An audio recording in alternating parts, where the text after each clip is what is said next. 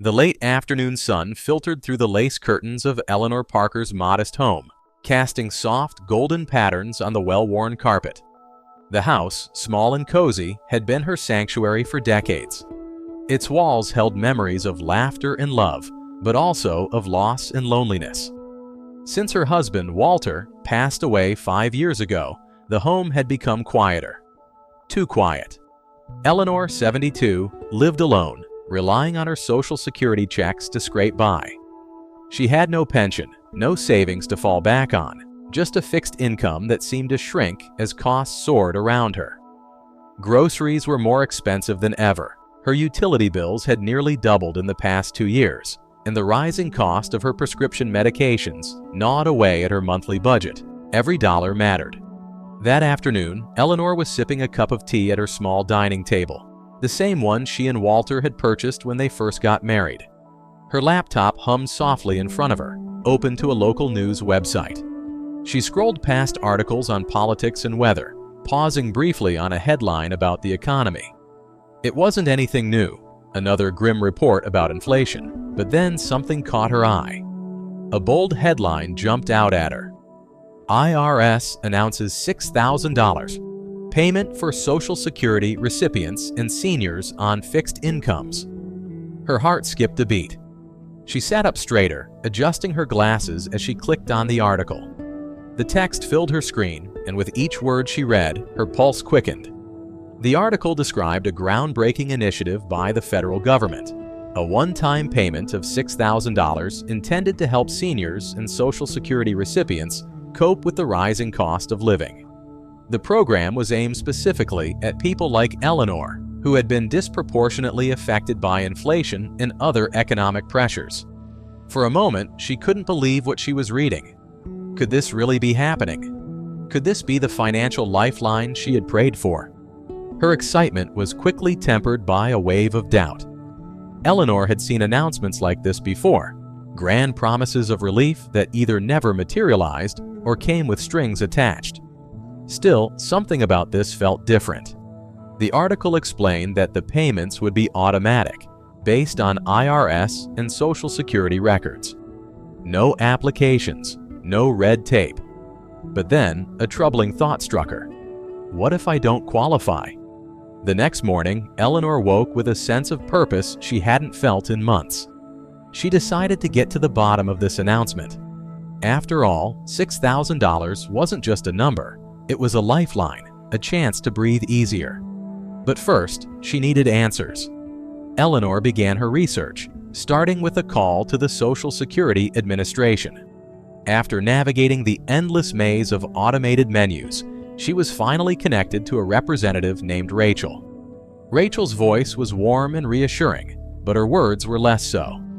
"We can't confirm individual eligibility just yet," Rachel explained. "The IRS is handling the rollout, and they'll use your most recent tax return to determine if you qualify.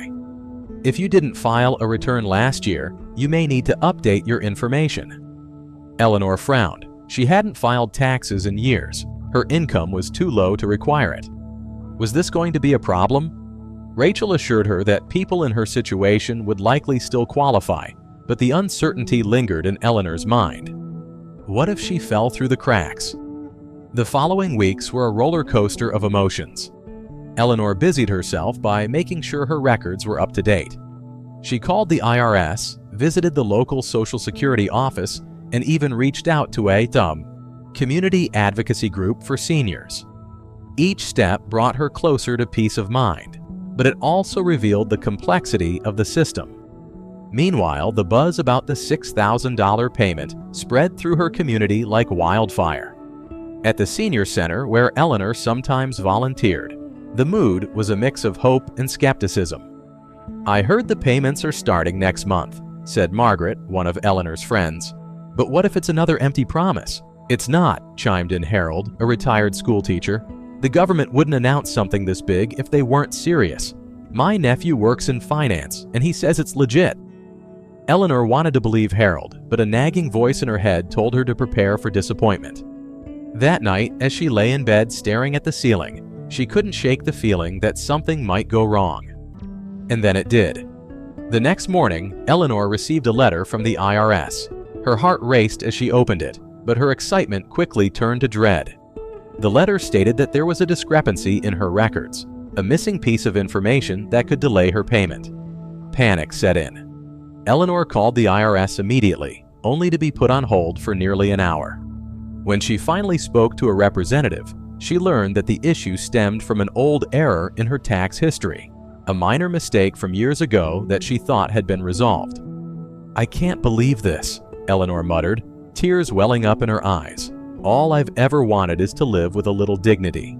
The representative assured her that the issue could be corrected, but it would take time, weeks, maybe longer. The payment, she was told, might not arrive with the first wave of disbursements.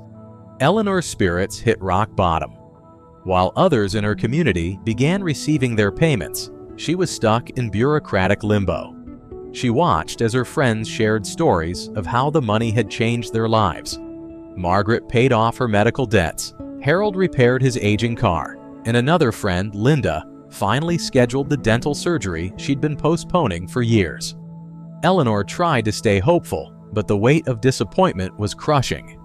Bills continued to pile up, and winter was fast approaching. Her old coat, patched and frayed, barely kept out the chill. Then, one cold December morning, just as she was beginning to lose hope, Eleanor received another letter. This one bore the IRS logo, but it looked different, less official, almost like a personal note. Her hands trembled as she opened it. Inside was a brief message informing her that the issue had been resolved. The payment, the letter said, would be deposited into her account within 48 hours. When she checked her bank account 2 days later, there it was, $6,000. The numbers seemed almost surreal. Eleanor let out a laugh, then a sob, then both at the same time. After everything she had been through, the relief felt almost too good to be true. Eleanor wasted no time putting the money to good use. She paid off her overdue bills, replenished her pantry, and even treated herself to a new winter coat. A warm, fleece-lined parka in a vibrant shade of red that made her feel youthful again. But the payment wasn't just about practicalities. For the first time in years, Eleanor allowed herself to dream. She set aside a small amount of money for something she had long given up on, a trip to visit her granddaughter Emma, who lived halfway across the country. Emma had been Eleanor's pride and joy, but they hadn't seen each other in years. With the $6,000 payment, that was about to change. A month later, Eleanor boarded a plane for the first time in decades. As the aircraft soared above the clouds, she looked out the window and felt a profound sense of gratitude. The $6,000 payment had been more than just a financial boost. It had given her hope, dignity, and a sense of possibility. When she landed, Emma was waiting for her at the gate, her arms open wide. As they embraced, Eleanor felt something she hadn't felt in a long time.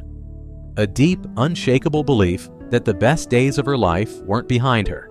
They were still to come.